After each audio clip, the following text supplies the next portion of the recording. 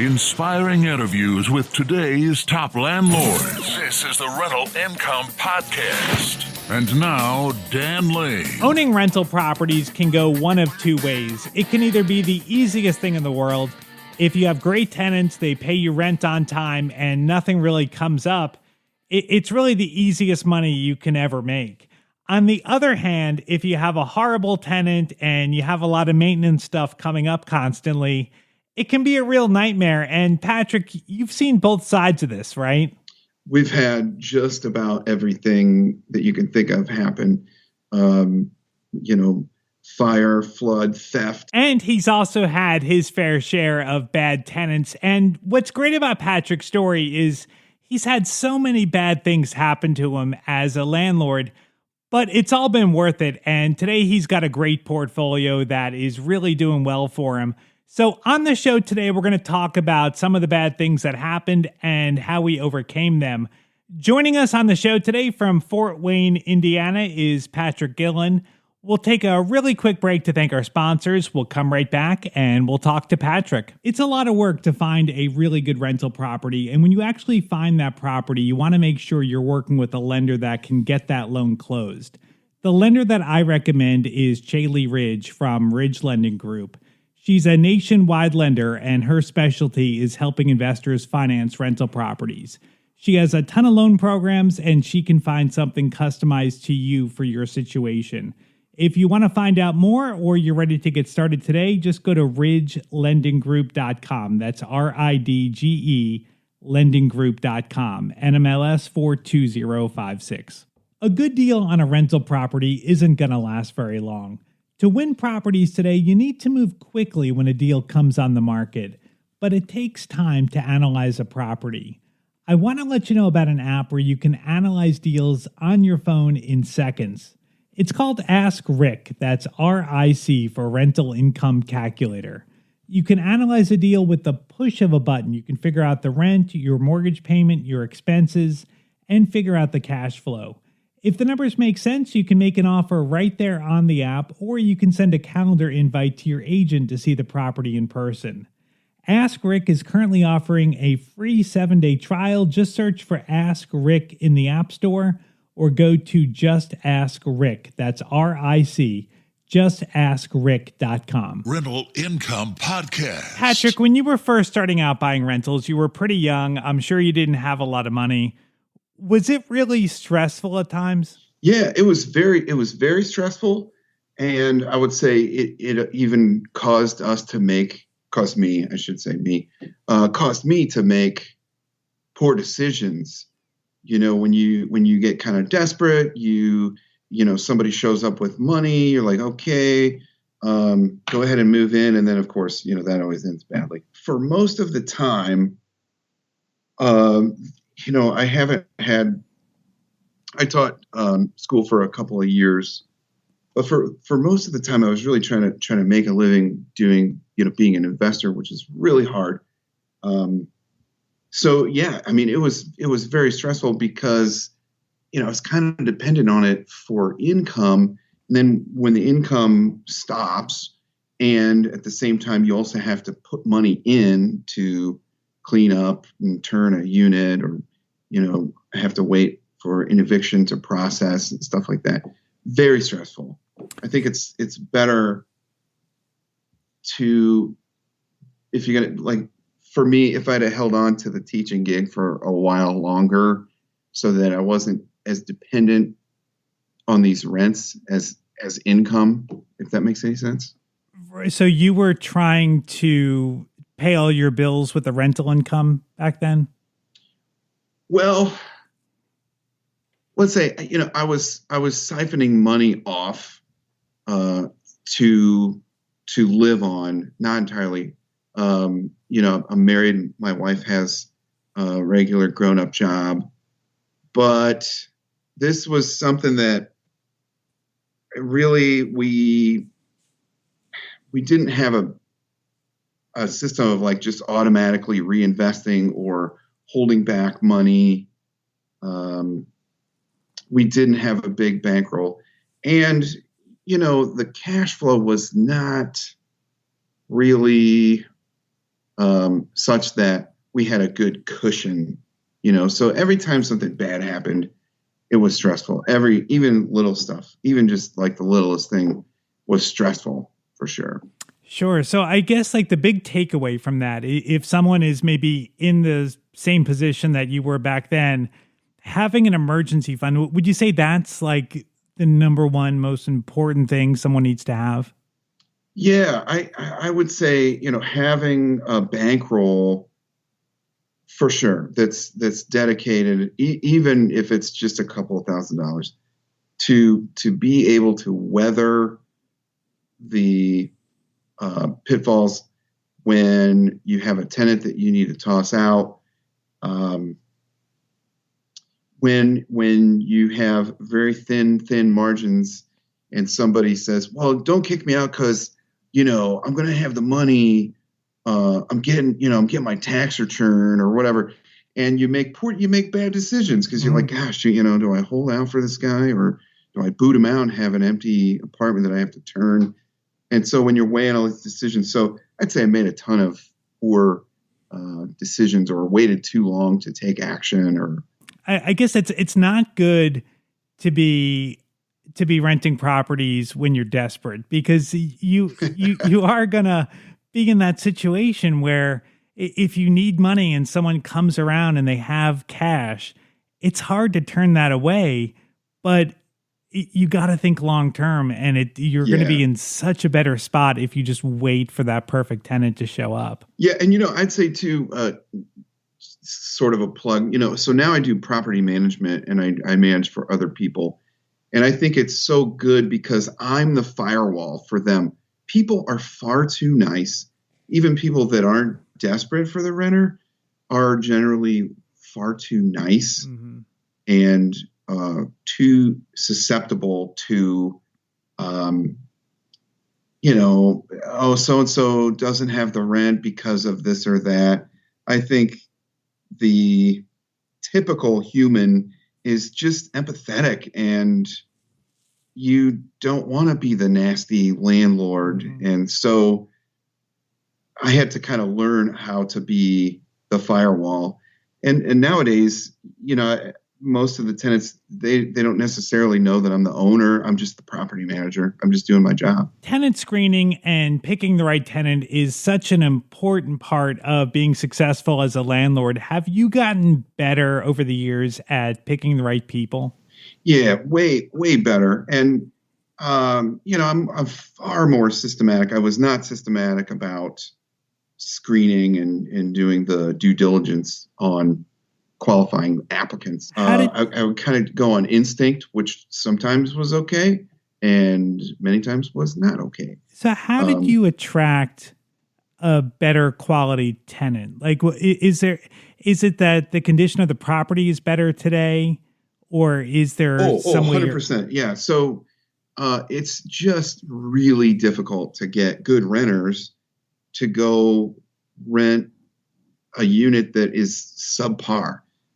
It's virtually impossible. The condition of what you have to offer is going to relate 100% directly to the type of tenant that you're going to be able to get. Kind of the professionalism from the moment I have a unit advertised, I send them to, before I even go show them, I'll show them the property in person, but they have to fill out a form that kind of pre-screens them a little bit, like, you smoke, have pets, are you looking to move now? Are you looking to move, in 2024, in whatever. So there's a screening process. And then once they kind of, I can look at that, and then I'll go show them the apartment. So from the very beginning of my interactions with applicants is more professional. And I think they see that, and they know that I'm not just the random mom and pop landlord that they can take advantage of. Right. And so your initial tenants, were they like just a different, like, I guess, like who were the initial, or what were the tenants like that you were initially renting to? It was kind of this, almost like the same demographic as far as like age and stuff. it was generally youngish type people, and also people of all ages who were just kind of like low income. It's they just needed an affordable apartment. So now, even when I have an affordable unit, like say the studio in this building rents right now for something like $550. Well, I will select the most qualified applicant, not just the person who can only afford an apartment that's $550. You know what I mean? I'm gonna choose the most qualified applicant, not simply the one that's all they can afford. If that makes any sense. Sure. So, all right. So the key to your success, it seems to be that you're selecting a better tenant and you have a better quality property. Like those seem to be like the two big things that you're doing differently today. Oh, for sure. And I would say our maintenance response is 100% better. The process for the resident, I think they feel like it's more professional, and I think that attracts more professional people who see there's a formality to this, and I think that lends itself to more professional people. And then the upside to you is that you're making more money because you can charge a higher rent. And then it's just easier to manage. You have a type of tenant that's just going to be easy to manage.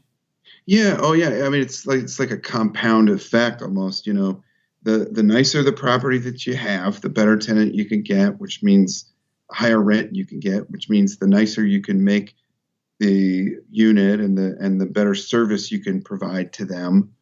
All those things, then, the income is better. So then the value of the property is better. I want to talk about one of your properties in particular that you've had a really tough time with. Before we get into the details, can you tell me a little bit about the property? Okay, so the property is a 4-unit residential building in a neighborhood, probably built in the 1880s, I would guess, right on the north side of downtown Fort Wayne. Again, it's in a residential area. So it was a single family home at one point, probably some kind of, fancy Victorian Queen Anne style home. At this point, it doesn't have a ton of the exterior charm of a Victorian home, but it does have a lot of the cool interior woodwork and stuff. Okay, so there's 4 units. How many beds and how many baths in each unit? So the downstairs is sort of I market it as a 2-bedroom, but it's because there's a pocket door and there's you kind of have options of how you'd want to. It could be either a 1-bedroom with a lot of extra space or a 2-bedroom, really. Okay. And it has two entrances, so it can really easily be like a roommate situation. Then above that, we have a proper 2-bedroom and like a studio. And then there's a 3rd floor that has like a Greg Brady apartment. The whole 3rd floor. Okay. You've owned this property for some time, right? So we bought it in 2004. And that's when I was about 28, 27, 28.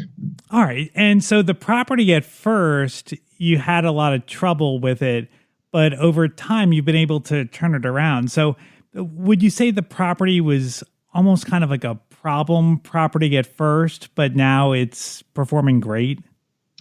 Yeah, it's definitely performing great now. I mean, it wasn't a nightmare. I could think a lot of people that have been doing this a long time have lots of nightmare stories. And there were some, but overall, I can't say it's been a total nightmare.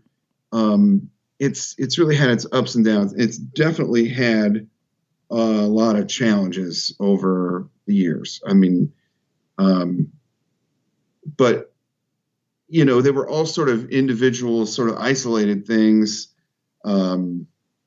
We've had big challenges and many small. Okay. So you've gotten through the challenges, and today the property sounds like it's pretty easy to manage, or a lot easier to manage than it was when you first bought it.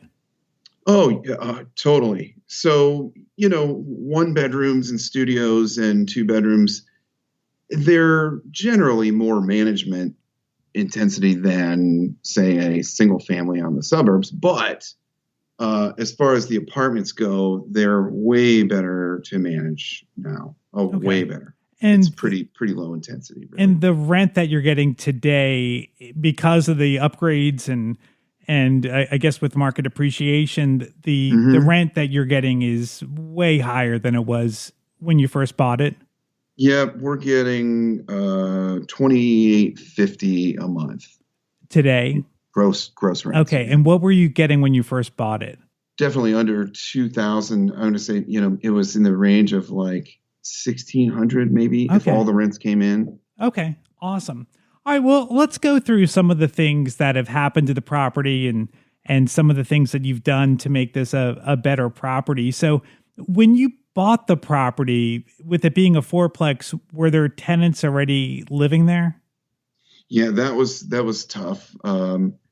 Inherited tenants, even to this day, I'm still doing a lot of management. To this day, inherited tenants that you get when you buy a property are often a challenge. And in this case, it was really like the inmates were running the asylum. Over the time that you've owned the property, you've had a couple of fires. How has that, so when you have I guess these fires weren't enough to burn the property down, but they were enough to do some damage. So how did that work? I think a lot of people think, oh, you have a fire, you call the insurance company, they just come out and fix it. But I feel like it's not always that easy dealing with the insurance company. There's nothing easy about it. It's a hard, stressful, complicated process. It's scary. Your income stream is cut off entirely. Both times it was condemned. So it wasn't like we could fix one unit while the others were rented. It was kind of funny. My wife and I it was like a weekend. It was like a weekend in the summertime. It might've been 4th of July or something, because we were at my brother-in-law's lake place and we were talking about, this rental game is not easy. It's pretty difficult, and we're doing okay, right? We're doing all right. Yeah. And we're having some beers and we're saying, we're doing okay just as long as we don't have anything like super bad happen, Mm-hmm. And wouldn't famous last words. So, it wasn't until the next morning that I saw my phone. I had a bunch of messages from the tenants and the fire department, and everybody was trying to reach me. And there had been a fire, of all things. Mm. So don't ever say something like, we're doing okay as long as nothing else bad happens, because that will ensure that something does. So the process is, you have to help the tenants get their stuff out. I mean, they're kind of on their own. I didn't have a budget to say, okay, we're going to just put you up in a hotel indefinitely. I think we may have helped some people initially, but that was pretty much it for the tenants. Okay, we have to basically part ways, because the process of restoration takes the better part of a year almost. Wow. So it's not even like, oh, we can just put you up temporarily and then you can come back after a couple of weeks, because it takes way, way longer than that. When you went into it, did you realize that the property was going to be offline for that long? No, I really had no idea it was going to take like 8 months. Yeah. No idea. And then does the insurance company give you the contractors? Do they kind of take care of everything, or is a lot of it on you to get bids from contractors? The first insurance company that I had was pretty terrible. And one of my tenants actually had renter's insurance.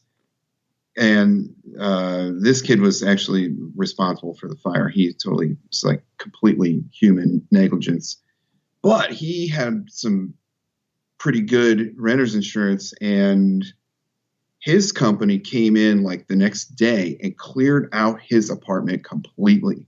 They gutted his apartment and put everything out on the front lawn.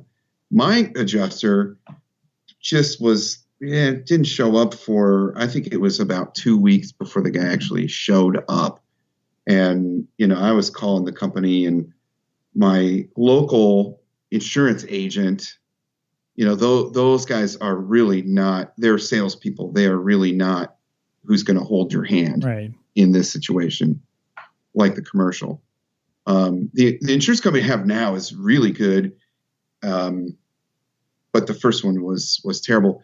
And, ultimately they say, okay, here's what we're going to give you. And that number, by the way, is somewhat negotiable. If you can show that, look, it's what you're offering me is not going to restore the property. And really it is their job to help you restore the property. So when you got through everything, when you got the property fixed up, you got everything restored, did you end up better off? Like, was the property in better condition than it was before the fire?